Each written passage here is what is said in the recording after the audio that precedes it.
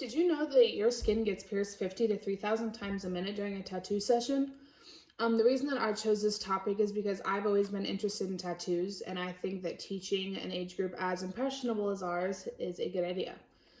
Tattoos to me have always been a symbol of self-expression and creativity. Some tattoos tell a story, you just have to know how to read them.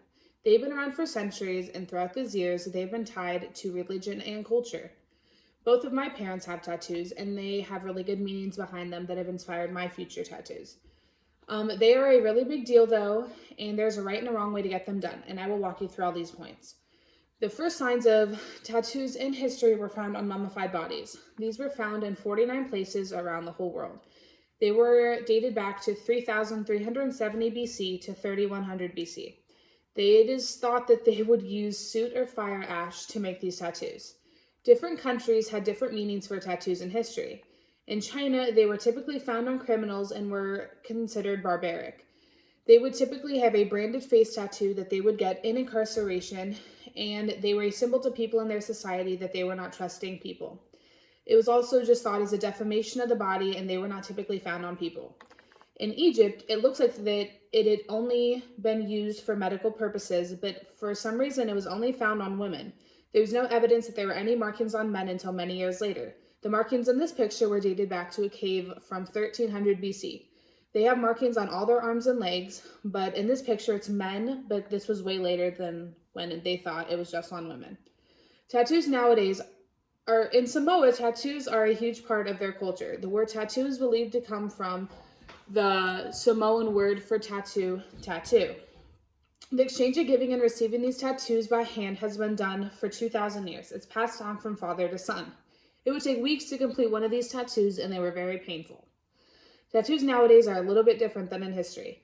First, they clean the area with rubbing alcohol. If there's hair on the place that you want the tattoo, they will shave it off with a clean razor. They will put a stencil under your skin of the design that you want, and this will leave an outline that they will trace. This is your time to adjust anything on the thing or on the tattoo, and once it's approved, your tattoo will begin. There are many tattoos out there that have a universal meaning or just very popular in general. Stars are common, and they represent the accomplishment of a huge goal. Celtic tattoos are normally found on German and pagan descent. If you get a semicolon on your wrist, it symbolizes and it's a message of affirmation of someone battling depression, suicide, or any mental health issues. On to my parents. Neither of my parents have a lot of tattoos, but they do have some special ones.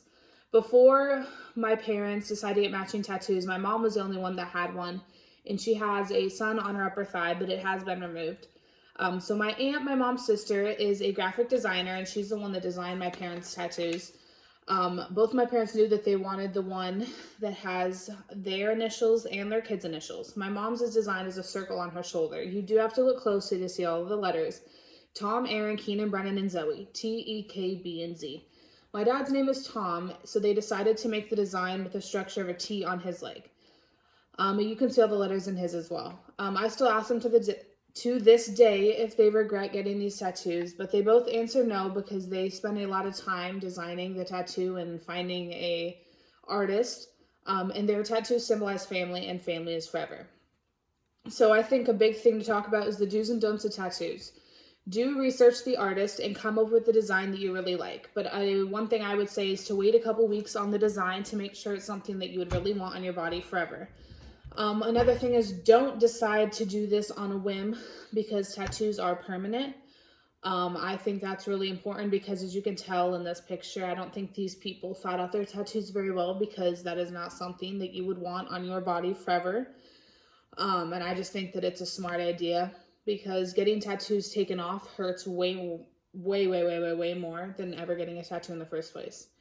Another thing is I would make sure that everything is sterilized in the parlor that you're getting your tattoo done.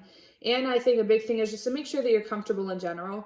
You want to have a good relationship with your tattoo artist so you can feel like you can ask any questions. And if you have any fears or concerns, you can openly discuss them about sizing or literally anything. Another thing is do not get a tattoo under the influence of drugs or alcohol. It is thought to be a good idea because you would not remember it the next morning or it wouldn't hurt as much. But for this reason, some parlors will turn you away if you are visibly under the influence of anything. So also they won't be liable if you do not like it the next morning. Do find an area that is appropriate for any future jobs or endeavors. I think that this is a big one because if you want to be a lawyer, I would not get a face tattoo. This is a chart of a pain tolerance. So if you have a low pain tolerance, there's areas that show like what would be good for you and what you're comfortable with. So you might call me a hypocrite at this point because I'm going to talk about my tattoo experience because I have a couple tattoos. So I did not follow any of the rules that I just talked about. I was 17.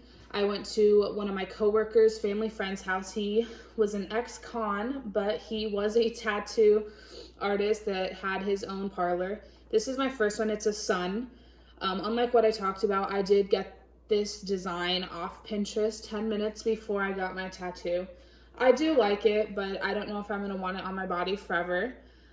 But everything in where I got it done was super sterile, and I saw him clean everything, and he prepped my skin right. This is my other one. It is a vine on the back of my ear. This one he just freehanded. I didn't have a design, and I didn't look anything up for it. But I do really like this one, and I'm glad I got it. But everything was sterile. Everything was clean. It was a really good experience. I was able to express any of my concerns and talk about the pain and whatever. I felt really comfortable. In conclusion, tattoos are widely popular all around the world. Though they vary in designs, meaning colors, sizes, and shapes, they are popular everywhere. They are a big deal and they shouldn't be made at a last minute's notice though. Always remember that your tattoo is for you and nobody else. Speaking from experience, not everyone will like the tattoos that you get or the designs that you're interested in. But just remember, they don't know how to read it. My only advice is to take it slow, do your research, and most of all, get inked.